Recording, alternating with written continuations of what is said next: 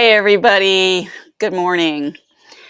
We live in a world obsessed with speed, with getting things done, checked off, optimized, but creativity doesn't always move at that pace. Some of the most meaningful creative work takes time, and it doesn't always look like progress. Hey, friends. Welcome to From the Threshold. I am Renee Hill, and each Saturday I come to you from my own front porch, my literal threshold, to offer a quiet moment of reflection for anyone navigating the messy in the middle creative life. This isn't a tutorial, it's not a checklist, it's a pause with a little bit of guidance tucked in. My hope is that it becomes a place where you can reconnect with your own creative story with a little more compassion. Wherever you're listening from, I am so glad you're here. This is part two of our say it start. I got completely lost in the middle of that sentence. This is part two of a 6-week series on Limina's creative core values. Today we're talking about one of the hardest lessons for me personally, depth over speed. I like progress. I like checking things off a list. I love painting a room a brand new color and seeing the old shade disappear one roller stroke at a time. It feels done, obvious, satisfying. Even my paint and collage work, I prefer fast over slow. But often creative work isn't like that. Now, don't get me wrong, fast can be powerful too. I have made a painting in 15 minutes that had a profound effect on a viewer. Speed is not the enemy, really. Our obsession with it, at the expense of depth, is.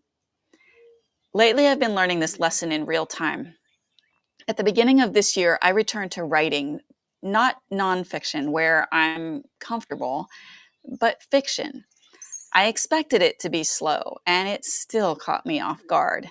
I love playing around with words and making something interesting, but I like creating it once.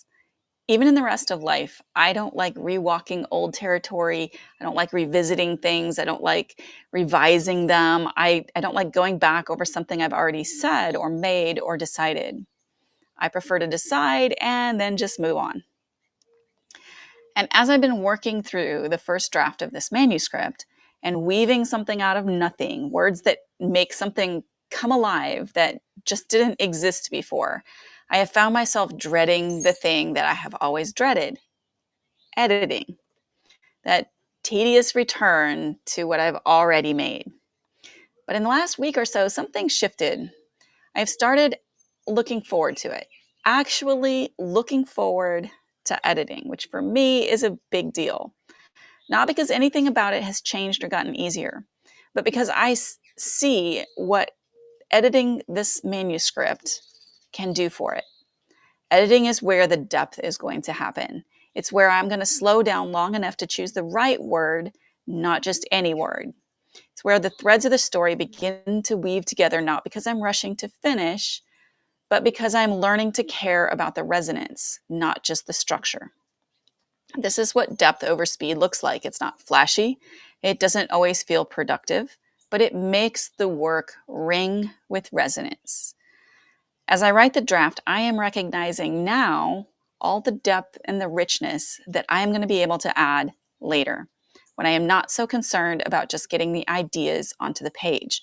I can sense the fun that will be found in weaving the details in that matter with precision and intent. I'm looking forward to seeing how deeply I can make the stories and the character matter. Looking forward to the depth, even though it's a slow process.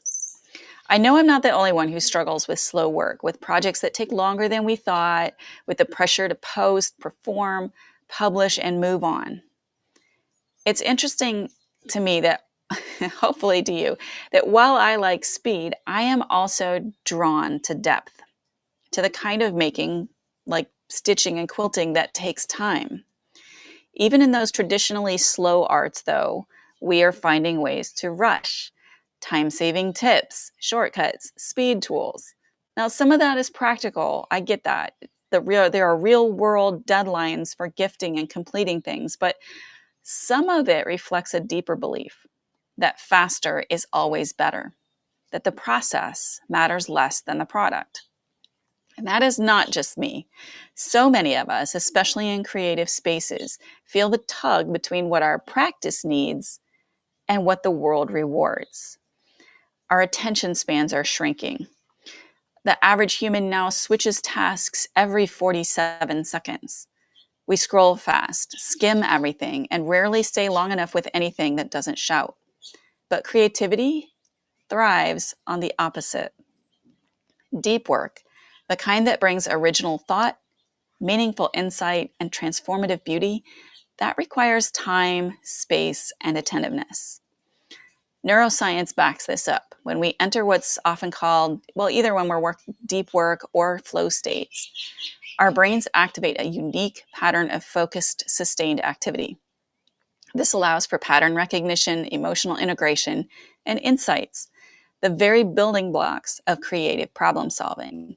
And we're doing it less and less, which means that as a culture, we're not just losing our attention, we are losing our capacity to imagine and then create better futures to solve real problems, to hold nuance, to make meaning. Depth is not a luxury. It is essential, not just for art, but for society at large. Art has the ability, a unique ability, to develop those things in us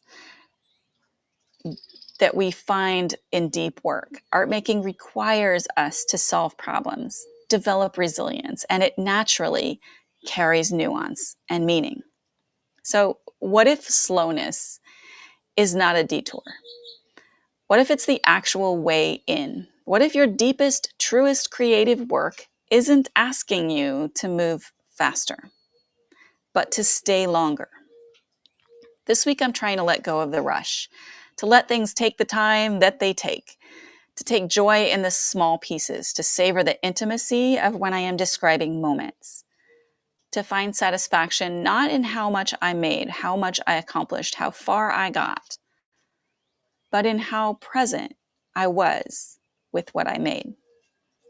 Now, big ideas are beautiful, but they only change us if we let them shape how we move through the world, how we actually act. So I want to offer you 3 practical ways that you can begin to practice depth in your own creative rhythms this week.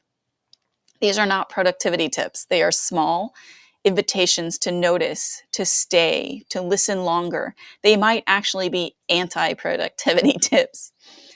First, choose one moment to slow all the way down. Pick just one small part of your process: threading a needle, selecting a color, blending a wash, and do it 5 times slower than what you normally would. Let yourself sit in that, feel it, watch it unfold. It will feel silly and frustrating at first, but it's also a gateway. Slowing your hands slows your thoughts and makes room for presence. Second, set a timer, but don't set a goal. Block 20 minutes off to just be with your materials, not to make progress, not to finish anything, just to be in the room with the tools, with the textures and the colors and the impulses. You can even ask yourself, what does it feel like to be here without needing anything from this? And third, keep an attention log for 1 week. Each day, jot down one moment where you noticed something more deeply than usual. Maybe it was a line of stitching. Maybe it was how a certain sentence lands. Maybe it was simply the color of the sky or the shape of the clouds. The act of noticing, of returning your attention on purpose, builds the muscle that we need to do deep work. You don't have to do all 3 of them. Awesome if you do. But if you're craving more connection, more satisfaction, more presence in your practice, try just one and notice what shifts. So before we leave, I also want to offer you a few questions to carry with you throughout the week.